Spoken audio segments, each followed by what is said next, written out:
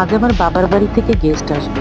অনেক কাজ করতে হবে, অনেক প্রিপারেশন, অনেক ধরনের রান্না। কি যে আনন্দ, সেই আনন্দ আমার জীবনে। আসসালামু আলাইকুম। জাস্ট এই চিন্তা থেকে আমাদের মেয়েদের বেরিয়ে আসতে হবে। শুধু মেয়ে বলবো না, ছেলেদের ক্ষেত্রেও তাই। ছেলেরাও যখন ভাববে আমার বাবার বাড়ি আর আমার মায়ের বাড়ি, আমিও যখন ভাববো আমার বাবার বাড়ি আর আমার মায়ের বাড়ি, আত্মীয়কে আত্মীয় করতে হবে।